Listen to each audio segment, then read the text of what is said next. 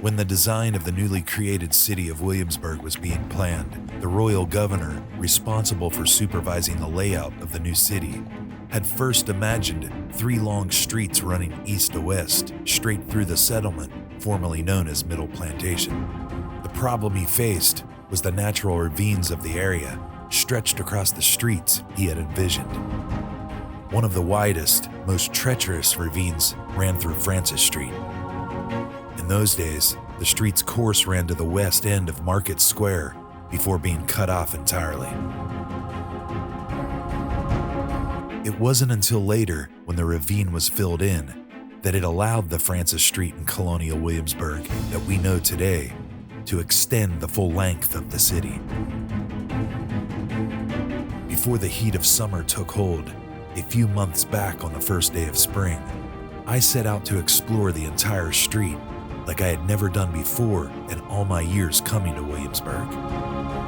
This historic road running parallel to the Duke of Gloucester Street, in comparison to its more famous counterpart, may not see as much foot traffic by wandering history fanatics. But similar to the city's better-known avenue, traveling down Francis Street, walking, or by motor vehicle, one can easily see both sides of the street are aligned with colonial homes and landmarks, as well as alternate scenic perspectives of the old capital city, not as commonly seen during a trip here. If you're a lover of the history that makes up Colonial Williamsburg, or just plain curious about the city, walk along with me on a long-form exploration of Francis Street, both sides from east to west, up one side and back down the other. Today I thought it would be a cool thing to take you along with me for a walk and explore each of the colonial homes that sit along Francis Street and learn a little bit about each one. Nearly every house and landmark. Just so much history happened all over this land. Stopping by to discover just a little about each place I come across. You never know what you're going to find out along the way. Join me on this adventure and let's discover Francis Street in Colonial Williamsburg together.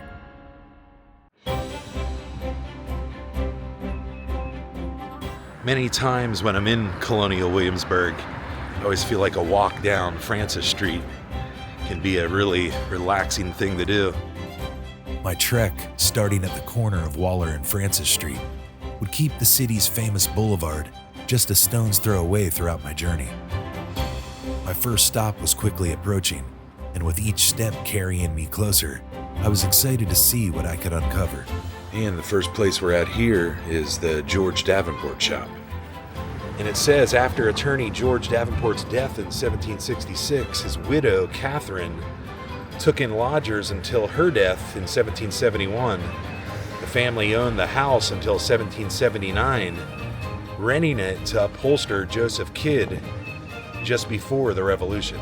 It does look like Davenport's home was a double entrance. Here's the second entrance. I always think it's neat to see any type of brick in one of these old colonial houses because you never know. Sometimes they'll take some of the original brick and incorporate it into the foundation. Not sure if that's the case here. So I believe this is one whole house, all previously belonging to George Davenport. One of the neat things about colonial homes is most of them have outbuildings, and their usages were essential for living back then. Kitchens, dairies, smokehouses, storehouses, laundries, and other buildings were essential to keeping daily life functioning. Backyard of George Davenport.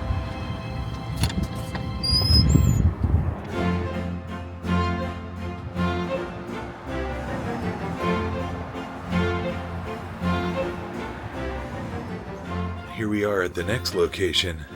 We've got the Taylor signage hanging outside of James Moir. Reconstructed, it says Taylor James Moir opened a shop here in 1777, advertising that good encouragement will be given to a journeyman tailor by the subscriber living on the south side of the Capitol.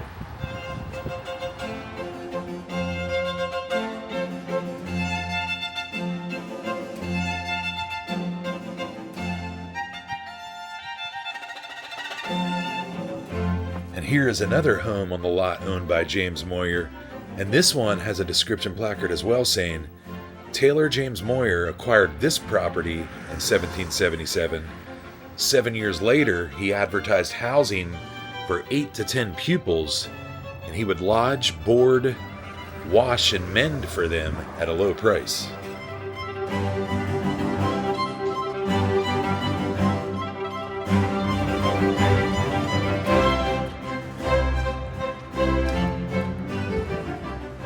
Although a little windy at times, I quickly realized I had picked the perfect day to walk down Francis Street, and it didn't take long to track down fresh, scenic angles of the old Colonial Capitol building standing proud in the distance. The skies are completely blue on this day in Williamsburg, which is always a treat. You got the Union Jack out there blowing, and always neat to see this perspective of the main area along Duke of Gloucester from Francis Street. Kind of gives you a different perspective. And with some of the sheep of the city out grazing in the foreground of the Capitol, I continued on to the next location along the street, to a place I was somewhat familiar with already. And this is a house I've mentioned in my story about the millinery shop. And it's one with a bit of a tougher pronunciation. It's the Ayscough house, I believe, and the description reads, Christopher and Anne Ayscough opened a tavern here in 1768. They purchased a house with money left by Governor Fauquier to Anne, his head cook, in recompense of her great fidelity and attention in all his illnesses. And as the signage shows, this is the gunsmith shop in Colonial Williamsburg.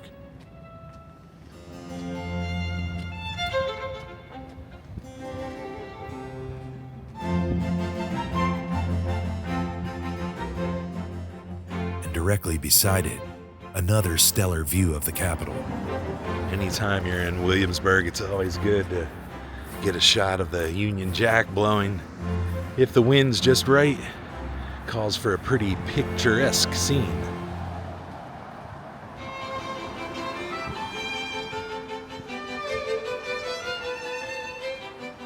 As I continued traveling west, some tree growth extended near the brick sidewalk I walked down as I approached the corner of Blair and Francis. Continue our walking tour along Francis Street. And now we're passing by the cul-de-sac of the Capitol building, running parallel to the Duke of Gloucester. You can see the Capitol building behind me. At this point, I knew quite a few colonial homes and key landmarks were drawing near. Although I've passed by them a time or two over the years, I've never taken the time to learn much about them and was hoping to change that. What do we have here? What I didn't realize at the time was this location, the Nelson-Galt House, is one of the oldest homes found in Colonial Williamsburg, dating all the way back to 1695. About 27 feet east of the main home lies the Nelson-Galt office, a small 18th century workspace where early archaeological excavation revealed the remaining portions of its basement floor were made up entirely of brick. The excavations on the property also uncovered the exact dimensions of the original kitchen and another small structure that once lied near the main house. The evidence influencing their eventual reconstruction on the existing foundation as seen today.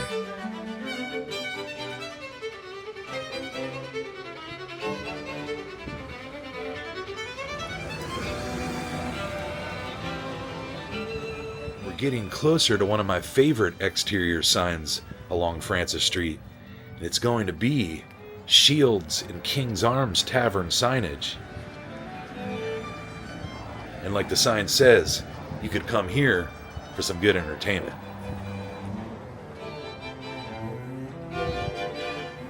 Here we are at the rear yard and garden area of Shields, and a lot of archaeological discoveries were found from different time periods on the lot. You can find a lot of information online just about how much they pulled from the layers of ground. It's a pretty impressive lineup of different different finds. One of them included a child's gold ring. They actually excavated and pulled out that gold ring, which had an inscription on the interior of it. And just thought that was a really cool find.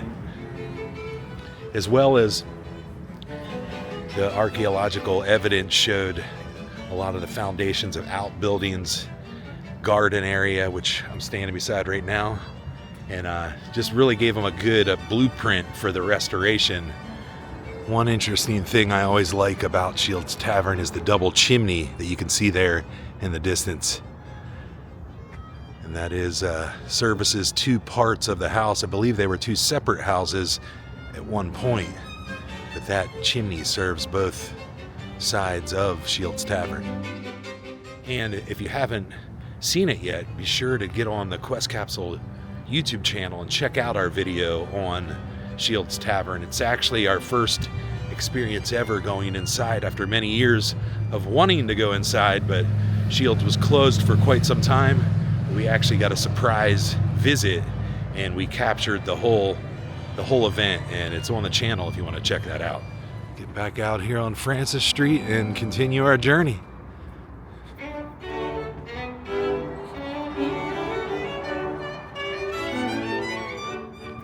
For many years, I thought this building here, this wooden building, was actually part of the tavern.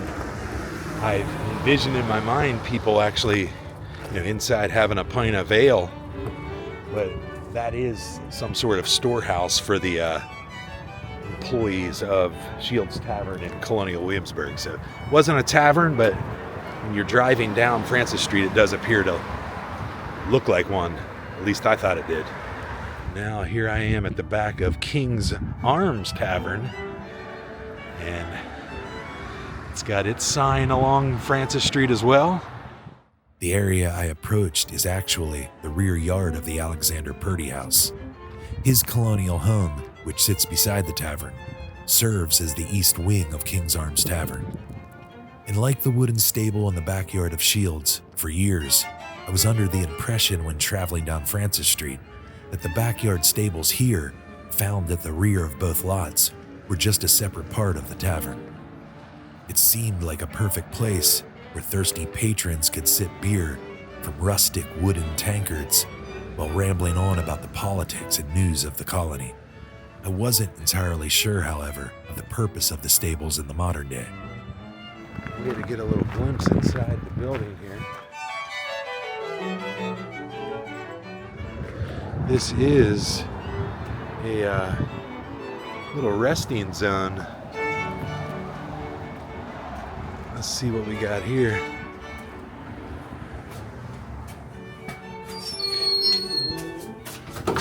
Well, not an area we can get into. Thought it might be a bathroom, but looks like it's locked up and probably, like I said, another storage area.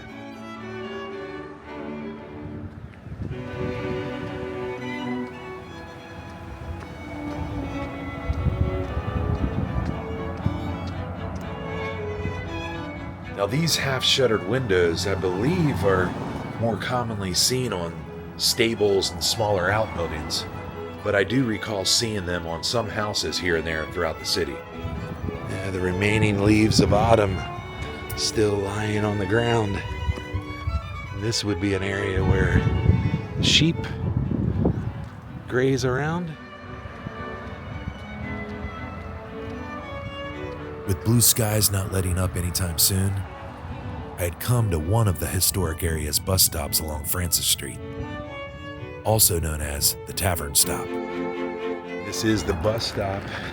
Take you around to certain parts of Colonial Williamsburg. Right inside the bus stop, there is a vending machine that you can get a drink for your hot days in the summer. And that lies directly in front of the Windmill. All right, let's continue along our tour of Francis Street. Like I said, it's a really peaceful street. I mean, you do have the sound of vehicles, but there's something relaxing about hearing a car floating by. And like a day like today, under blue skies, learning about all the vast history of all the homes here. A lot of these homes I found on Francis Street too are actual original buildings like the one I'm in front of right now. And this is the Dr. Barraud house. Not exactly sure if I'm pronouncing that right. His placard on the side of his house says it's an original building, and physician Philip Barraud owned this property from 1782 to 1801. He worked with apothecary James Galt as visiting physicians at the public hospital until 1799. The Barraud house retains much of its original woodwork, and it's one of the best preserved houses in Williamsburg. And it's always interesting when you do discover little nuggets like that. Like, if you don't journey throughout Williamsburg, you would never know that they do refer to this house as one of the best preserved homes in the historic area. So, while you're here, you want to get out, explore, take some time to look around and realize living history is all around you.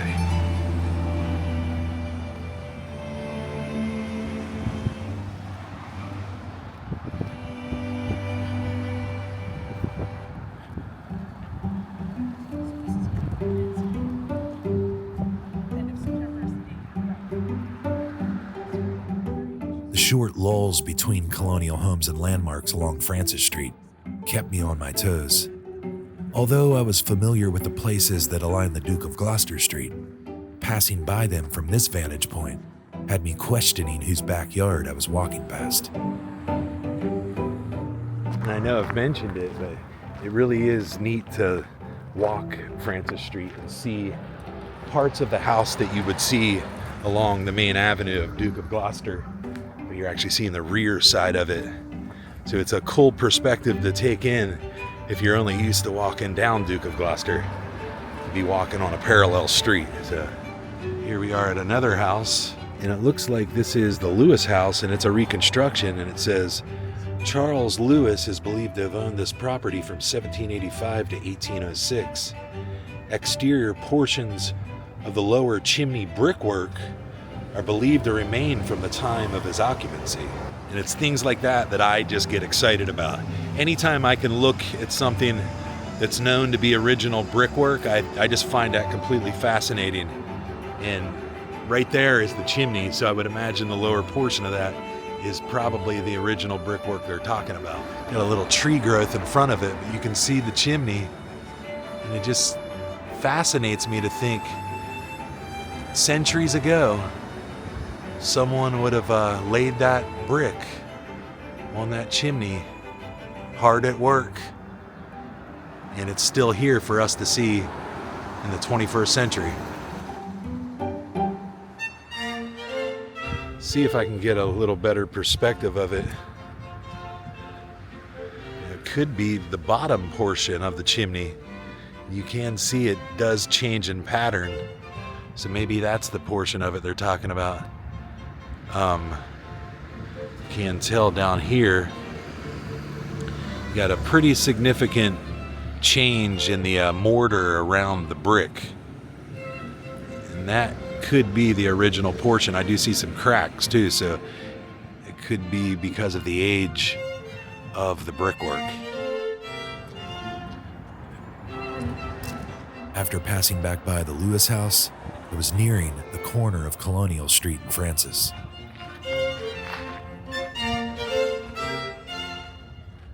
The T-shaped chimney of my next stop was slowly coming into view from a distance, as I recalled an outdoor feature there that is incorporated into the chimney area.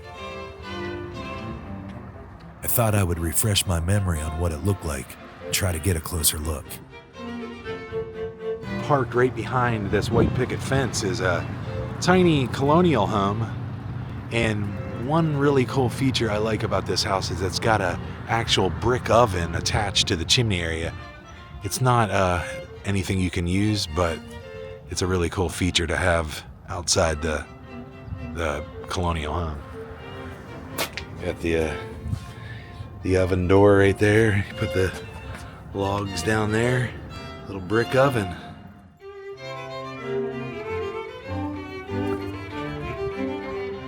Another cool discovery right beside this colonial guest house is the Freemasonry square and compass symbol. Right there, the circular window. Not sure if that's stained glass, but you can see it. Let's go take a closer look. This is the Masonic Temple, the site of Temple of 1773. Stated meeting second Monday each month, the site of the establishment of the first Grand Lodge of York Masons in the United States. AF and AM, October 13th, 1778.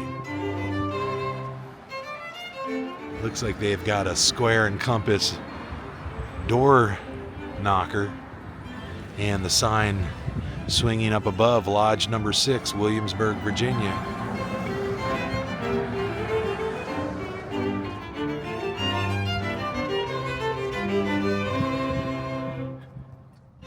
The white stables at the corner of Queen and Francis Street sit at the southern portion of the lot, where the 11-room Market Square Tavern on the Duke of Gloucester Street resides. Its rear yard stables serving as public restrooms here in the modern day. Right next to the stables, I was approaching some familiar landmarks, yet entering from a not as familiar perspective.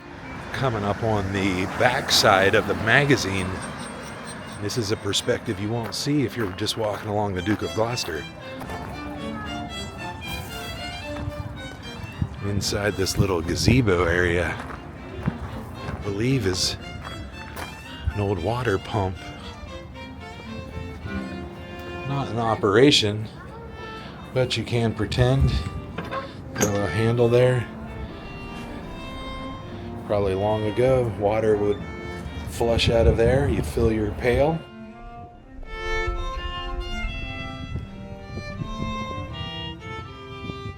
Exploring Market Square from its opposite side, I looked past the old guardhouse and caught a glimpse of the magazine, which appeared to have completed lowering a portion of its perimeter wall.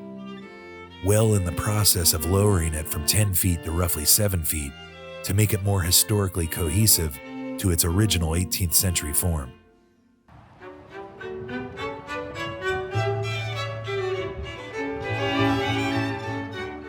Crossing by the powder magazine and the distant courthouse, the winding brick pathway led me further along Francis Street.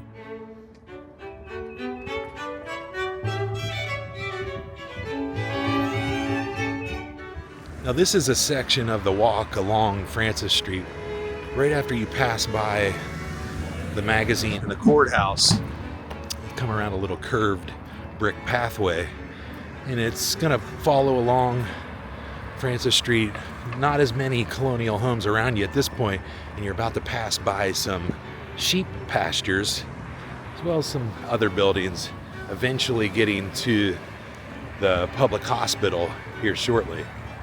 But we'll end this side of our walk down Francis Street at the new Bray School, which is still under restoration, and we'll try to get a closer look and see if we can point out anything, any progress they're making at this point, which we're in March of 2024 at this point. So we'll see where they're at. It is slated to be open to the public in September of this year.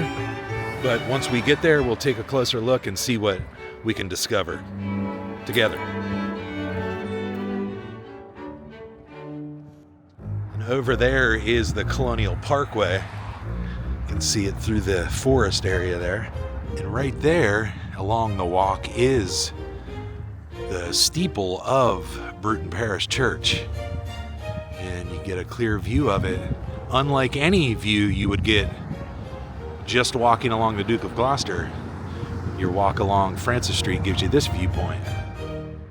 A slight elevation at this point in my walk. I was nearing some more sheep pastures before finally reaching the old Bray School. And at the present time of my walkabout, still under restoration. So much to take in here. So much history to observe and to discover. And it really is up to the traveler to find that inspiration to just dig in and dive into that history. Here we are. Across the street from the public hospital and the art museum is where the Bray skull is under restoration. Let's get a little bit closer and see if there's anything we can get a closer look at. I know it's under restoration currently, but you never know just by being this close what you might be able to find as far as their progress.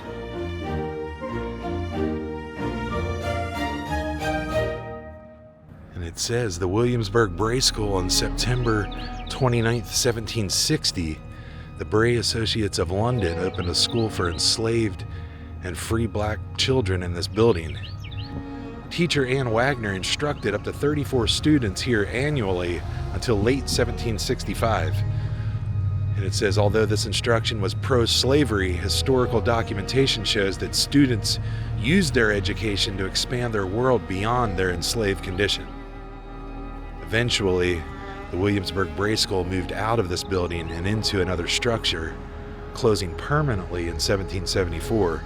Then in the 1920s, this structure became a residence for women students at William and Mary, and additions were made to accommodate their needs. And then in 1930, the building was moved from its original 1760 location on Prince George Street to a lot on the William and Mary campus. The Colonial Williamsburg Foundation began research and stabilization work on the structure in 2021, and it was moved to this location in early 2023. Now, Colonial Williamsburg and William and Mary have partnered to save this important piece of American history. Foundation experts and artisans are now returning the building to its 1760 appearance. The fully restored Bray School will open to the public in September of 2024, with programming that explores early Williamsburg's diverse population as well as history of the black education in Virginia. And this is one of their current preservation projects. And the chimney definitely is showing its age. And let's walk around here and see if there's anything we can get a close-up glimpse of that might be interesting to see. Of course, they've got it covered in flame-retardant material. Keep it safe during the preservation. Well, here we go. Not sure if the camera's seeing that well, but I do see a staircase right there in the middle, and I see a lot of the studs in the walls are partnered with what looks like really old aged wood, which I would imagine they're keeping in place as part of the original structure. And you can definitely tell because the wood is aged in comparison to the white pine 2x4s or whatever they are right next to it. And they are hard at work rebuilding this one. Definitely going to be a great fixture, a great new location to explore in Williamsburg when it opens to the public. Williamsburg has an excellent team of restoration and preservation experts, an archaeological team that does phenomenal work, phenomenal data recording too, with a wealth of information that you can find online. So always good to amp up your understanding of these places before you make a trip to Williamsburg. It just makes it all the better when you finally arrive here. Right now, I'm in front of the public hospital, and then this will be the last thing we check out before we head back down the other side of Francis Street. So what I'll do is I'll cross over here and we'll try to get a little closer look of the public hospital. First opening in 1773, the 24-room public hospital treated mentally ill patients. They would admit those they felt they could cure, and those deemed a danger to the public were once incarcerated here. We'll get back out on the main road. We'll have to go back to the other side, pass by the Bray Skull, and go down Francis Street a little ways, and then we'll cross over to the other side and go down that way and explore all the colonial houses there and see what we can discover. And I'm sure as we trek down the road, there's going to be some interesting history that I'm going to learn as well as you're going to learn along the way. So let's cross the street again and see what we can find together.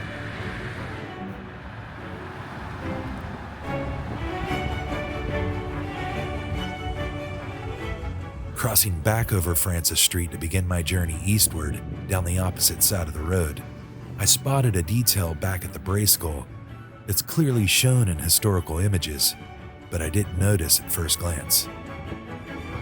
Now, as I'm walking, I am noticing from this parking area here in lot P4 is there is some open material that's revealing a second chimney area. This gate might cover it, but if I stay here, you can see that second chimney. So it was a double-sided chimney, or a chimney on both sides of the old Bray skull. Absolutely fascinating.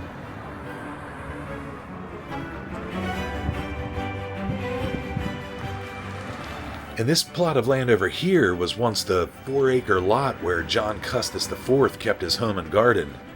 And current archaeological excavations are right now uncovering the vast garden landscapes and ornamental gardens he once designed there. I'd say about 1/8 of a mile down here, and I'll be able to cross over and we'll walk down the other side. And there's quite a few colonial homes as well as some hotels, one of special significance. And I'm sure if you know anything about Williamsburg, you know about the Williamsburg Inn, which will be on that side of Francis Street as we go down.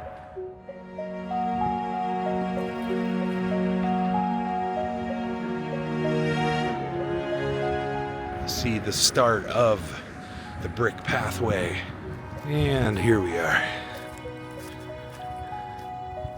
With the sun behind us, my shadow lurks along the sidewalk. And we come to our first house here. Maybe this is a guest house, not exactly sure. I don't believe from a previous time seeing this house that this one has a description tag.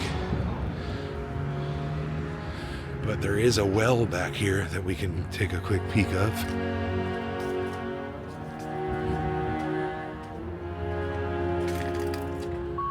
You got the well. Little shaded area with some magnolias overhead.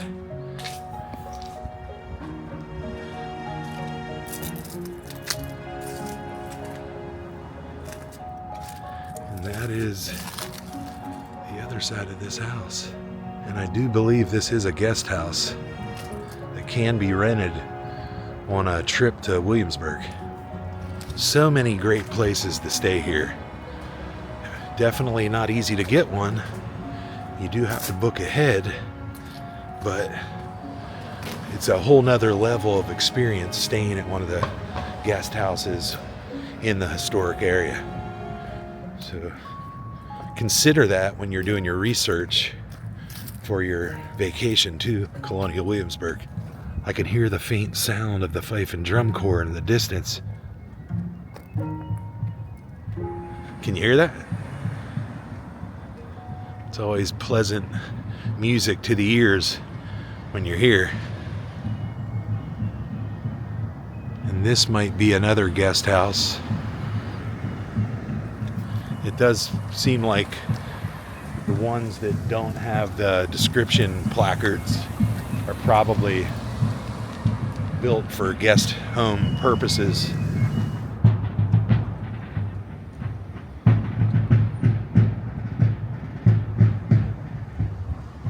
Now here's a definite surprise.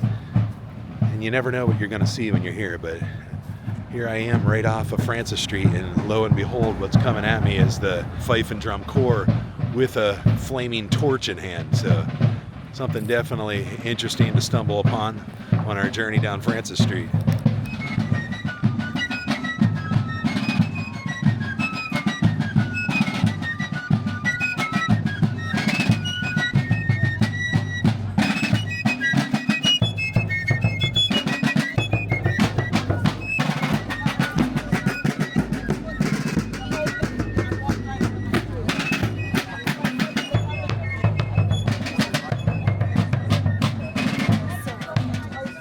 Definitely wasn't expecting to see that, but always a welcome sign to hear the sounds of Colonial Williamsburg live, up close and personal. with a definite scenic backdrop of the magazine, the Peyton Randolph House and the Courthouse looming behind it. And as the procession of people walk by, take another look at the magazine, and way out there in the distance is the Peyton Randolph House. Another place we've done a video for. It's on the channel. Check that out. It's an entire tour of the Peyton Randolph House.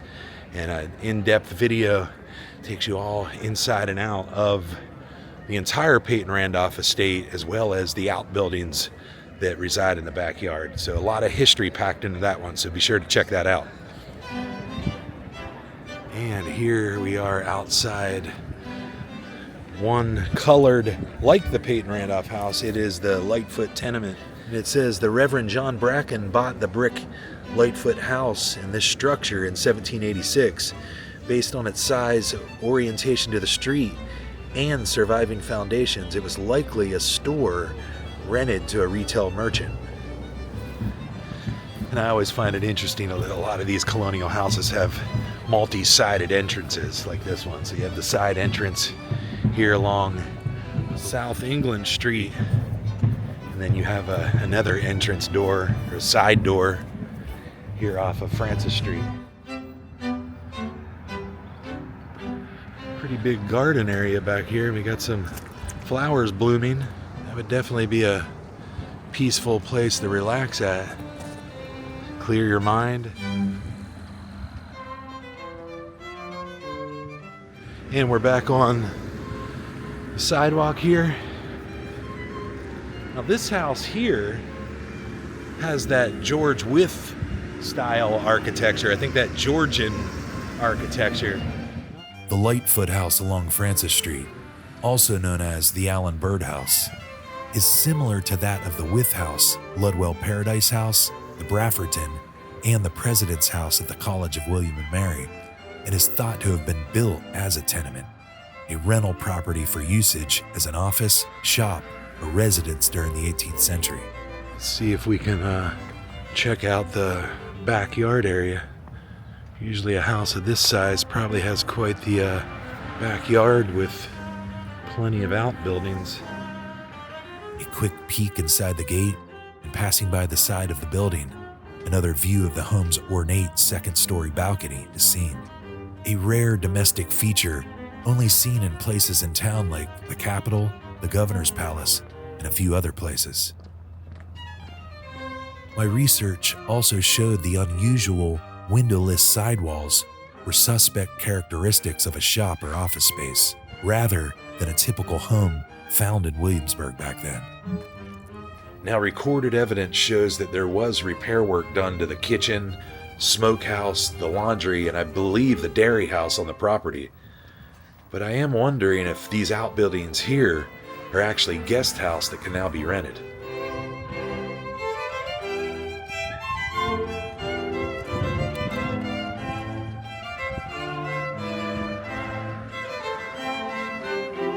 Just so much to discover along Francis Street. If you take a little time, you can make a day of this, just walking along and figuring out what's what and who's who in Colonial Williamsburg during the 18th century. Something that I enjoy doing, and this has definitely been an educational experience.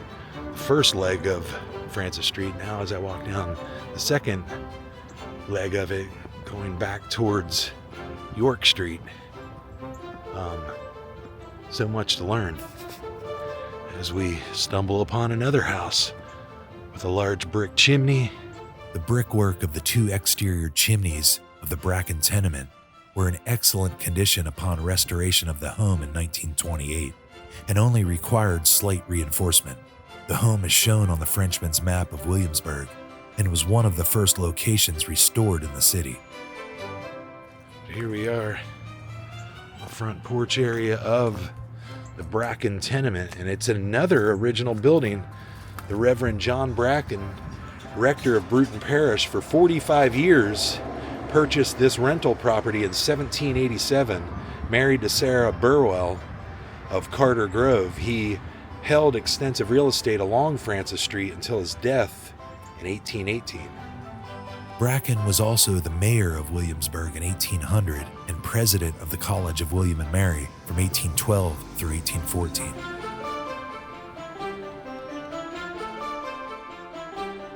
I see some other outbuildings out there.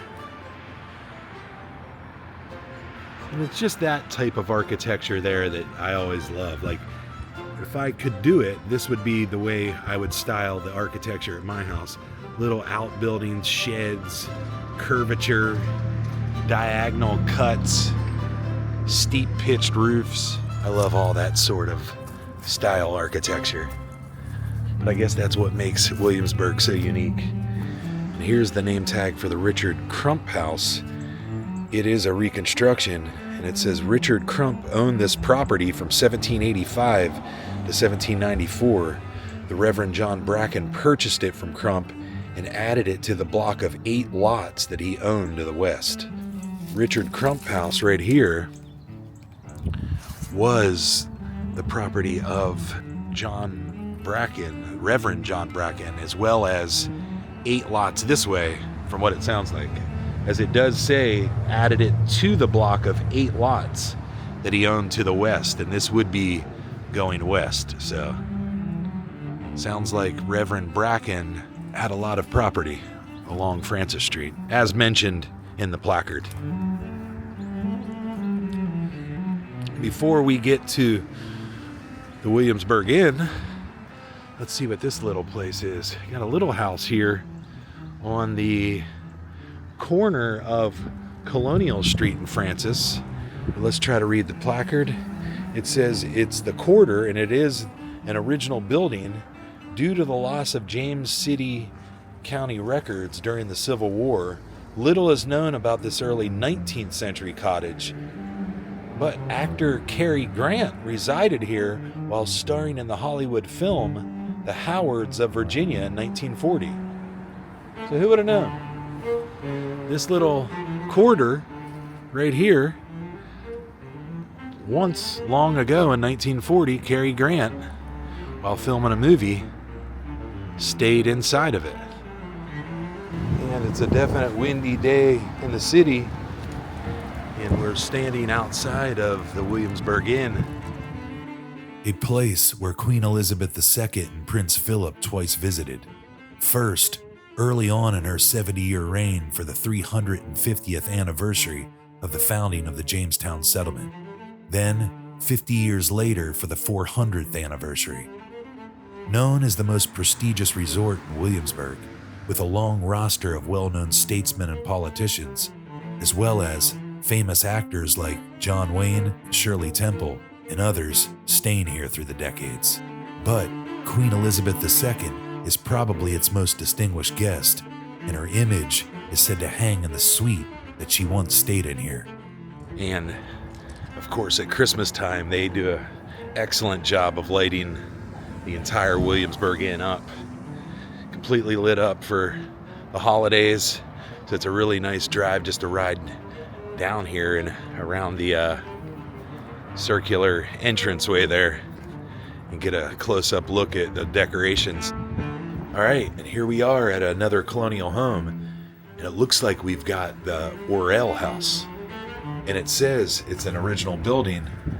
The circa 1775 house is named for John Orrell, who acquired it in 1810. Early documentation is unknown, but the building appears on the Frenchman's map of Williamsburg in 1782.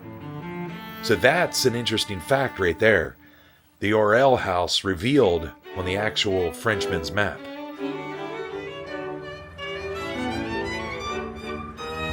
Quite a cool discovery to see this location on that map, and they were able to verify that it was there all the way back then, dating back to the 18th century. And we'll take a little peek into his backyard area to see if there's anything. Doesn't look like there's any outbuildings on this property.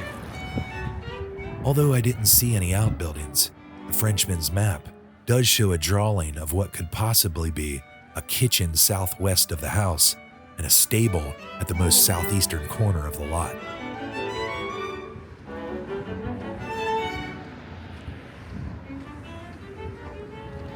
we're coming up on a couple other homes here. Looks like this one is the Moody house. And another original building owned by blacksmith Josiah Moody, and his heirs owned this house from 1794 until 1845. Little is known about Moody, but noted lawyer St. George Tucker paid him $10 for blacksmithing work in 1794. Identified as the Moody on the Tyler map of Williamsburg and on the Annie Galt and College maps, this house is also shown on the Frenchman's map. However, no outbuildings are shown, but excavations during the home's restoration showed evidence of a well, smokehouse, outside kitchen, and dairy. Each were reconstructed on the lot.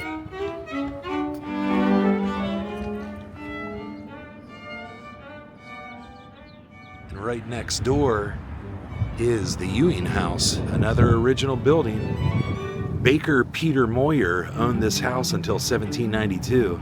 Scottish merchant Ebenezer Ewing and his heirs owned it from about 1795 until 1840. So almost to the midway point of the 19th century, it sounds like the Scottish merchant Ebenezer Ewing, along with his heirs, owned this residence.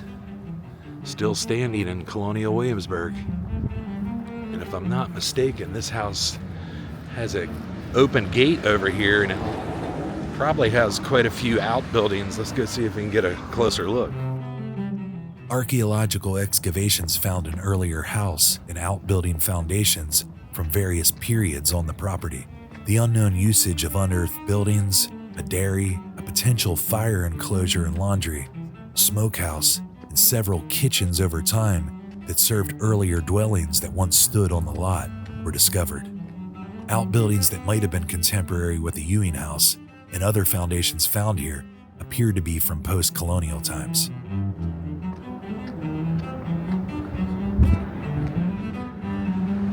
And let's continue our walk down Francis Street because we have a pretty familiar site lying right next to the Ewing house in the Ewing field.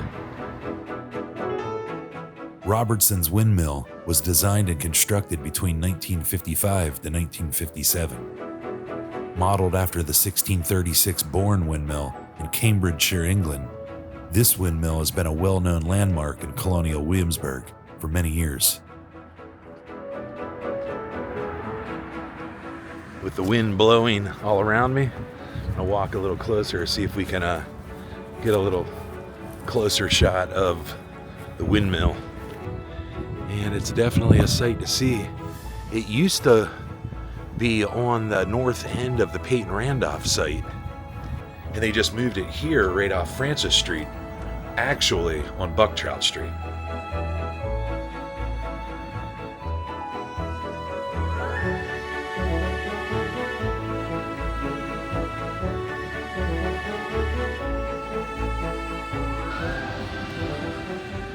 Let's get back on the road here. Crossing over Bucktrout Street. Follow the shadow. There's also the Griffin Hotel and Colonial houses down Bucktrout Street.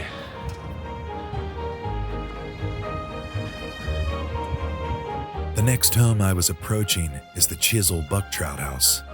Once owned by the fiery and outspoken Colonel John Chiswell, and a few years after his unforeseen death, cabinet maker Benjamin Bucktrout moved in. The home has 9 rooms on 2 floors and is now a guest house that can be reserved for a stay in Colonial Williamsburg. The description placard out front briefly mentions Chiswell's passing and Bucktrout's business operations that he carried out here. Planter and businessman John Chiswell owned the property until his death in 1766. By the mid-1770s, Benjamin Bucktrout lived and operated his furniture retail business here. So if you're wondering who Bucktrout is when you see Bucktrout Street, now you know Benjamin Bucktrout lived right here inside this house, and he operated his furniture business. So that's some really interesting information to uncover and someone we have talked about a few times in other videos. One of them that comes to mind is the Charlton Coffee House video, makes mention of Benjamin Bucktrout, and it actually reveals one of his advertisements he ran way back in the 18th century. You can see that in that video. And there's another building next to the home. It looks like this is the Chiswell-Bucktrout kitchen. Like so many of the kitchens in colonial times, it's found outside of the home. And I'm pretty sure plenty of great recipes were concocted under the roof of the Chiswell-Bucktrout kitchen at one time. And we do have an open gate here. Let's walk through it and see what we can find. Check out Bucktrout's outbuildings. And that's some unique architecture on that one that I haven't seen on any of the outbuildings in Williamsburg. You've kind of got like a curved Venetian type architecture around the sides of the outbuilding.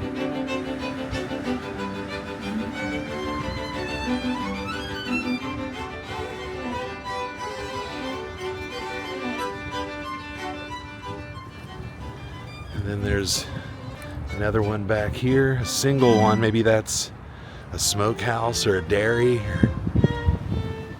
and another large storehouse of some sort. Just so much to see, so many places in Williamsburg. It really is an amazing place to wander and just kind of fall into the thoughts of the 18th century and just think about all the life that took place here. Standing here, walking through here in the 21st century, it's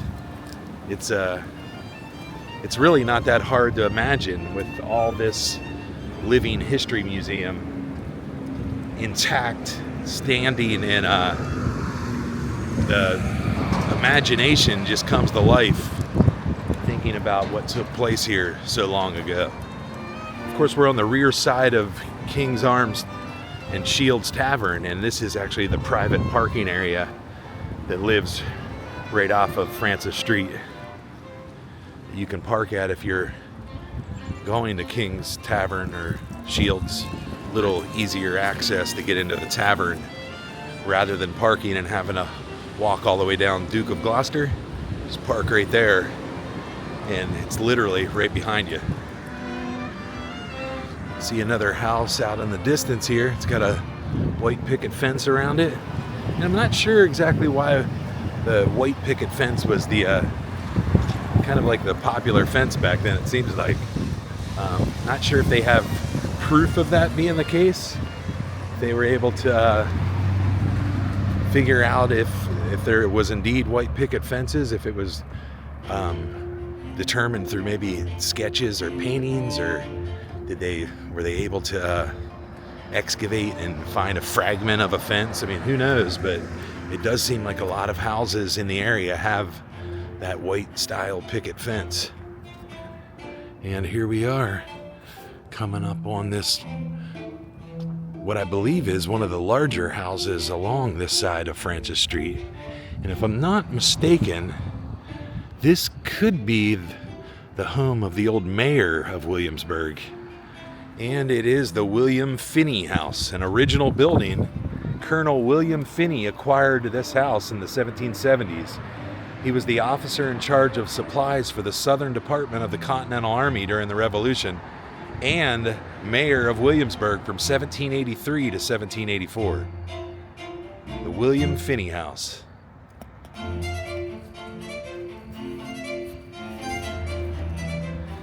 when you look at this, I always wonder when I see that type of brickwork on the foundation, are some of these more weathered looking bricks, are these part of an original foundation, or at least set there from the original foundation? As you can see, quite the difference from the red brick to that. So not exactly sure if that's just from water damage over time, water settling in and creating that residue. But there's so many different places here that incorporate original findings from the excavation done at the property, and they put it into the restored colonial home. I I always find it interesting that in the back of colonial houses, it literally, most of the time, looks as if it's the front side of the house. So it's not like in a modern home where the front of the house looks like the front of the house. The back of the house also has an entrance door, has the shutters. You could flip it and it could literally become the front of the house. But I always find that an interesting tidbit when you look at the rear side of a home. And these little brick pathways that lead to all the outbuildings.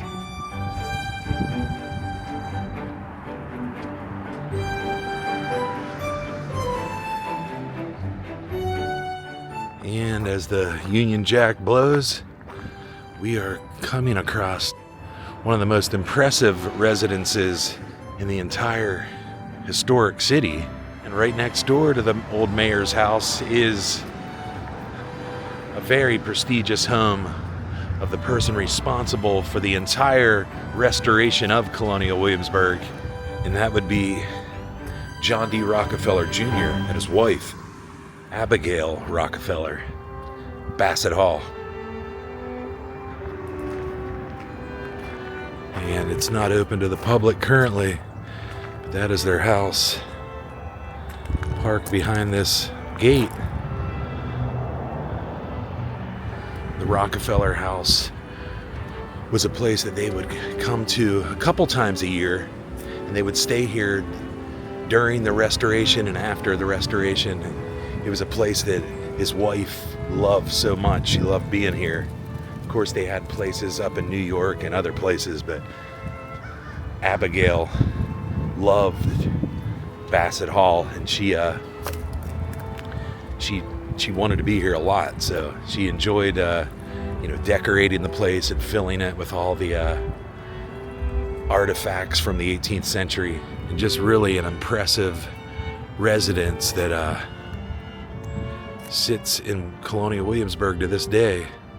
And it's kind of nestled away from the hustle and bustle of Francis Street. And it sits back here by itself with some horse pastures surrounding it.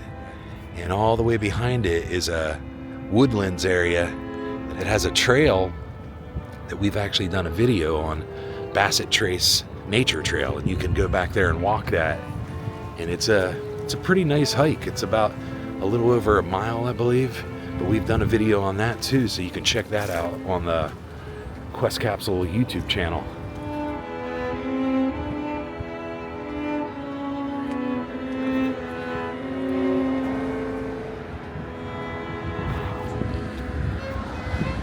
And we're nearing the end of our trek down Francis Street from the other side.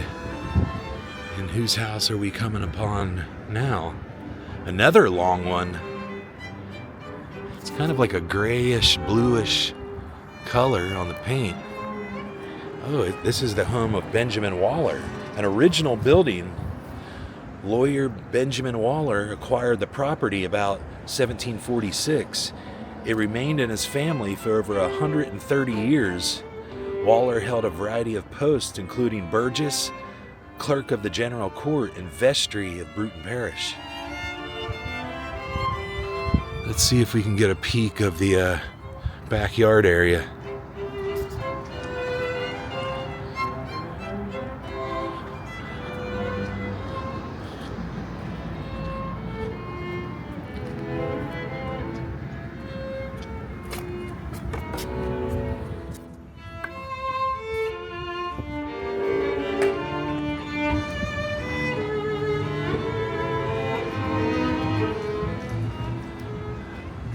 Quite a few outbuildings back here. Oh yeah.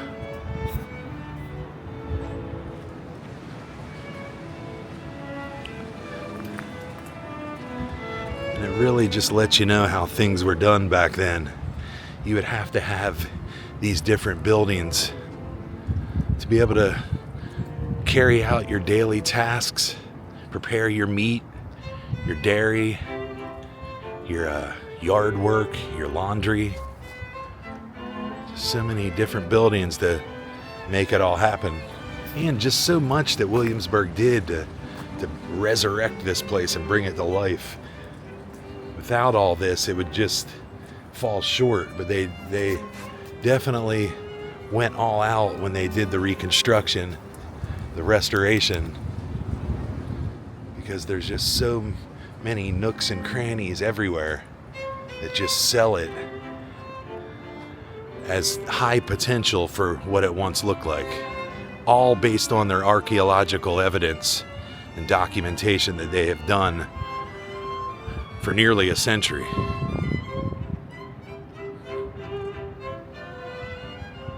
And here we are walking up onto this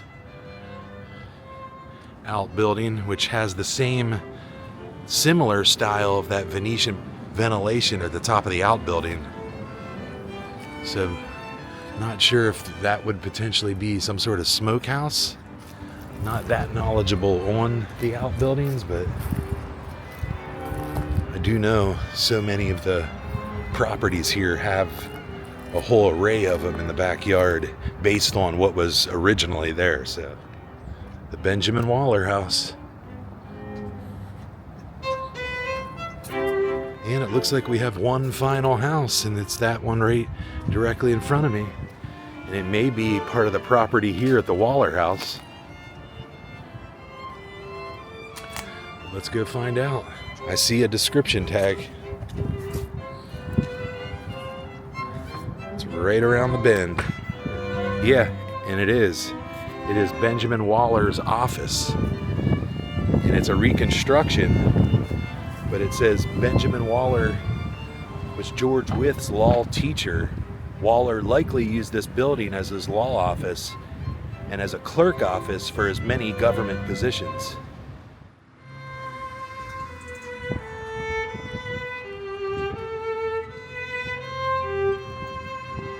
With plenty of clear Virginia blue skies still overhead, I took in a final few moments on the grounds of the Benjamin Waller estate to close out my journey up and down Francis Street in Colonial Williamsburg. An educational hike along another historic road found in the old capital city, and one that has further fueled my passion for uncovering more about the life and times of the people that once lived here. With the Francis Street sign well within reach, in just a few short steps, I would find myself back at my original starting point. Finishing out this exploration for now, but always ending with a yearning to discover even more.